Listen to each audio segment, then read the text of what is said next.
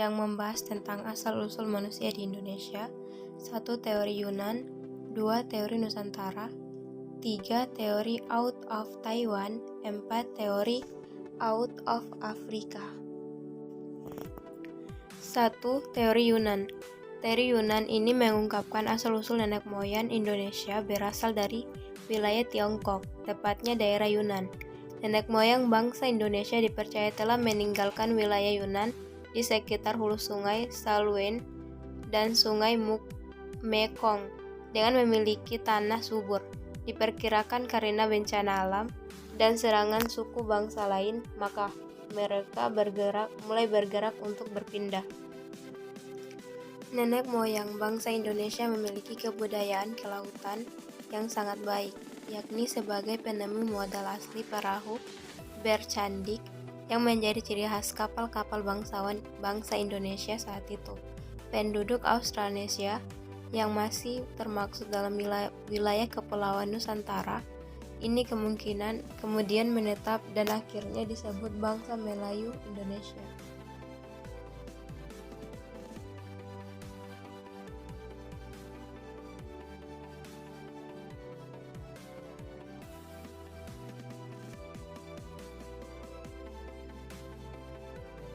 Penemuan tersebut menandakan adanya proses migrasi manusia di wilayah Asia Tenggara, Kepulauan di Nusantara.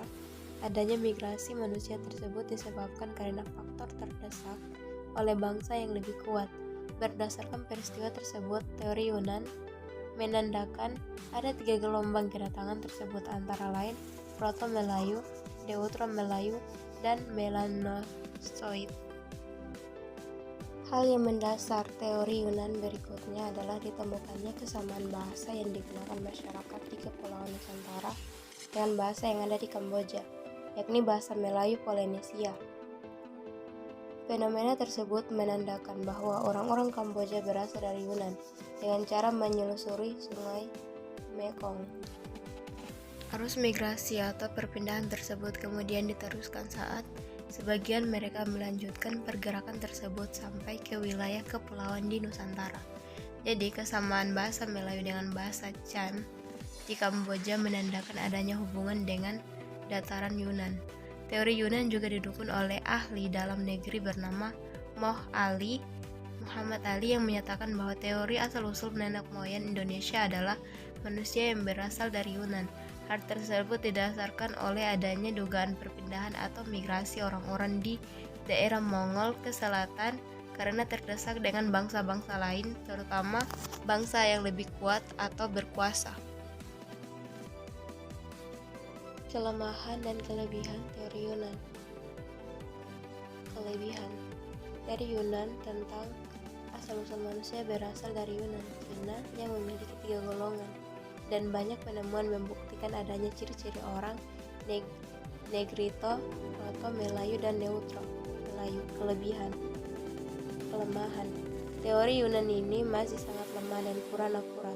Hal itu disebabkan karena teori ini cuma berdasar pada bukti-bukti kesamaan secara fisik, temuan benda-benda bersejarah yang mirip, serta kebudayaan yang megalitikum saja.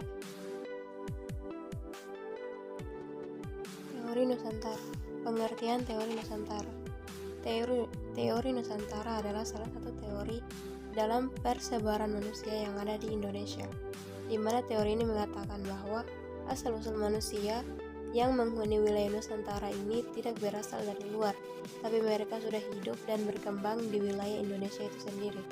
Teori ini juga didukung oleh sarjana-sarjana seperti Crawford, Himley, Sultan Takdir Alis Jahbana, dan Goris Keraf.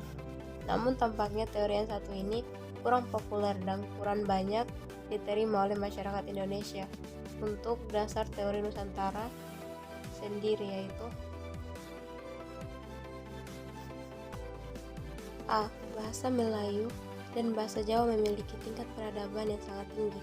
Taraf tersebut hanya bisa dicapai setelah adanya perkembangan budaya yang lama. Hal tersebut menunjukkan bahwa orang Melayu tidak berasal dari mana-mana, namun berasal dan berkembang di wilayah Nusantara. Him Lee tidak setuju dengan pendapat yang mengungkapkan bahwa bahasa Melayu serumpun dengan bahasa Champa atau Kampuchea. Baginya, persamaan yang berlaku di kedua bahasa ini adalah sebuah fenomena yang sifatnya kebetulan. C. Manusia Homo solensis dan Homo wakanensis yang ada di Pulau Jawa. Penemuan manusia kuno ini di Pulau Jawa menunjukkan bahwa ada kemungkinan orang Melayu keturunan dari manusia kuno tersebut, yaitu berasal dari Pulau Jawa. D. Bahasa yang berkembang di Nusantara adalah rumpun bahasa Australanesia, memiliki perbedaan yang sangat jauh dengan bahasa yang berkembang di Asia Tengah, yakni bahasa Indo-Eropa.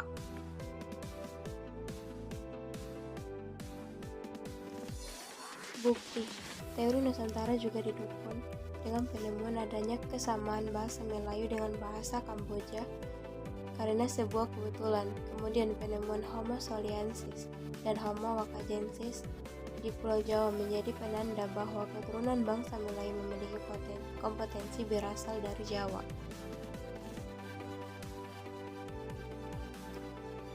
Kelemahan dan kelebihan teori Nusantara. Kelemahan.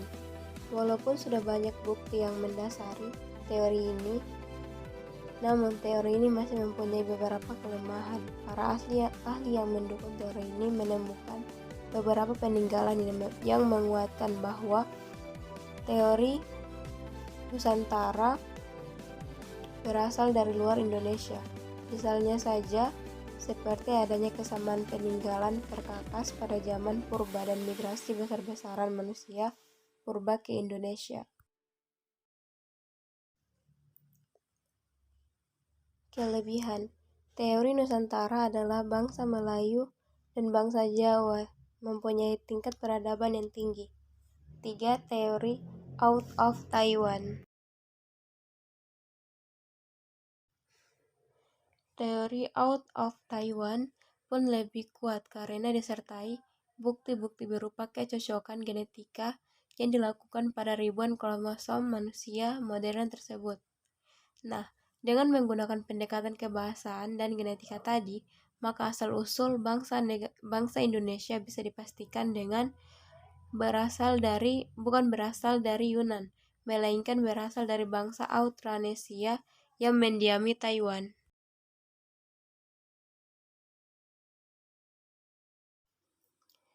Selanjutnya, pada sekitar tahun 3500 hingga 2000 Satuan Masehi, manusia purba yang mendiami Filipina melakukan migrasi lagi dengan tujuan Kalimantan, Sulawesi, dan Maluku Utara. Kemudian terus menyebar ke Jawa, Sumatera, Nusa Tenggara, Papua bagian barat, Oseania, dengan mencapai Melanesia di Pasifik.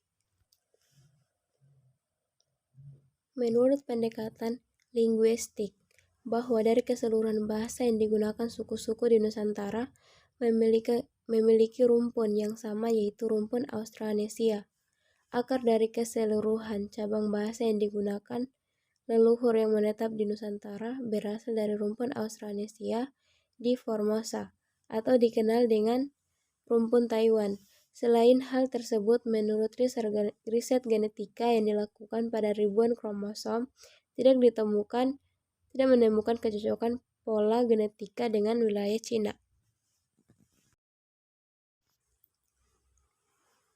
Bukti.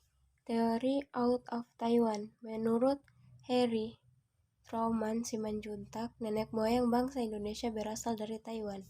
Teori ini didukung oleh bukti berikut, berupa A. Peralatan batu yang memiliki kesamaan dengan kebudayaan di Taiwan. B. Sistem kepercayaan megalitikum yang berkembang di Indonesia. C. Identitas DNA yang menunjukkan adanya kesamaan. D. Kesamaan bahasa dengan rumpun Australanesia. E. Kesamaan ciri fisik dengan orang-orang Formosa.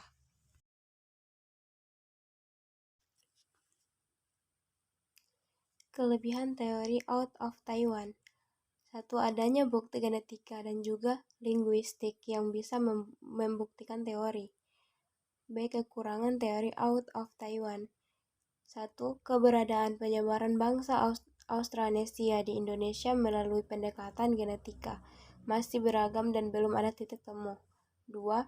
Tidak menjelaskan kebanyakan tumbuhan yang didomestikasi di Hawaii, Tahiti, dan juga Samoa tidak didatangkan dari Taiwan, melainkan Malaysia dan Indonesia bagian barat.